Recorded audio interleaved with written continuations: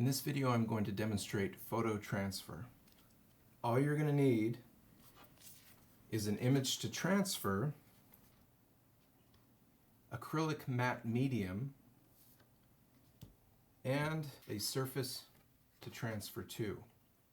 A couple things about the image. First, you're going to need to use either a laser printout or a photocopy. Most home printers are inkjet or bubble jet, so you're going to need to take your image to a photocopy store if you have an inkjet printer to make a photocopy. So if you're working from a photograph or something that you found online or a digital image that you made, if you print something out on an inkjet printer, you're going to need to go and get that photocopied. Either color or black and white, both work with this particular process. The second thing about the image is this process is going to flip our image horizontally or mirror image the image. So what's going to happen is our text is going to be backwards. This might not matter for the image or the face. He'll be facing the other way. That might not matter to you. But with text, it's obviously going to cause problems. So what we do is we start with the mirror image. We start with the mirror image of what we want to end up with. So here I put them side by side. You can see that in the original, the writing is correct and he's facing the correct direction.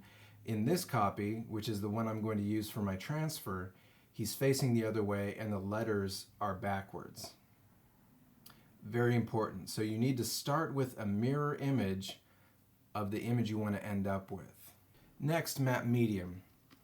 You can use any acrylic matte medium for this process. I have found that Liquitex works especially well because of its consistency.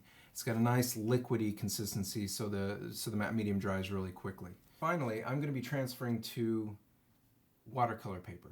You can transfer to anything that you can get matte medium to stick to. So you can transfer to wood, or I've transferred on to the front of a book. I imagine there are some ways you could prepare glass to be able to transfer onto.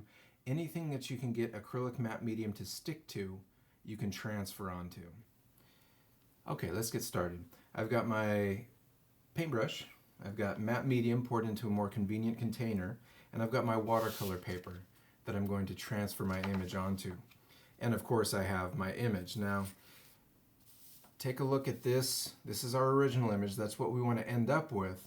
So in order to do that, I'm taking the mirror image of our original, and that's what I'm going to use to transfer. I'm going to take my brush and paint some matte medium on there. I want to be fairly liberal in applying the matte medium, and I'm going to spread it so there's an even layer of matte medium across the paper's surface there, and I can kind of tell from how it's shining, how the light's shining off it, that I've got a fairly even coverage there. You can also use your hands. I often use my hands because you can actually feel how thick the matte medium is on there. Next, I'm going to take my photocopy or laser printout and I'm going to put it face down into the wet matte medium. Then starting in the middle, I'm going to press down and push out towards the edge. And now I can tell that I've got a really nice even coverage. Everything's glued down, every part of my image came into contact with wet matte medium. That's very important. And now all I need to do is let it dry.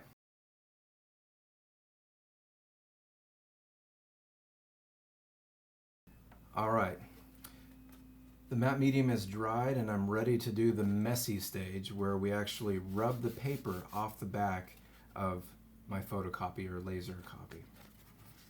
For that, what I'm going to use is a little bit of water. The matte medium doesn't get wet again, it's going to stay dry, so it doesn't matter if we put water on it.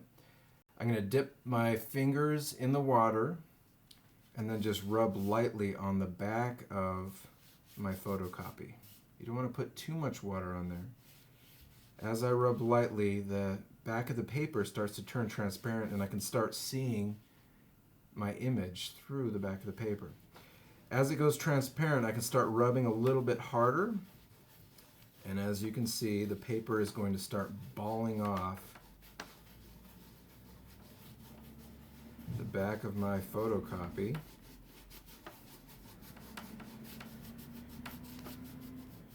You can also see that the letters, John, have corrected themselves. Remember, I started with the mirror image, so when I transferred them, they would fix themselves, correct themselves. As the water dries, there's going to be more friction between my fingers and the paper, which is good because it will help me get that last final little haze of paper fiber off. Okay, you see you have to scrub pretty hard to get that paper off. You could also use a sponge, or you could use rubber gloves to try to protect your hands a little bit from getting roughed up by rubbing off all this paper. Okay, a little bit more. Now, if I've gotten any matte medium on the back of the image I transferred, then I'm going to run into problems because it's going to make it a lot harder to rub the paper off the back of the image. Good enough. And what we're left with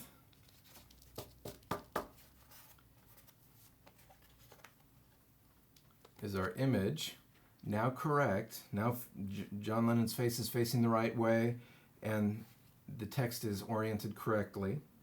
Now you can see that the image was broken up a little bit. It didn't transfer completely. Some areas where you actually see some of the paper texture, some areas where it didn't transfer at all. I like that effect. There are ways to avoid that and get a cleaner transfer. I'll talk about that a little bit later on. And that's it. That is photo transfer. I took my image that was on a piece of paper and I transferred it to a piece of watercolor paper. All right, I transferred the toner onto a piece of watercolor paper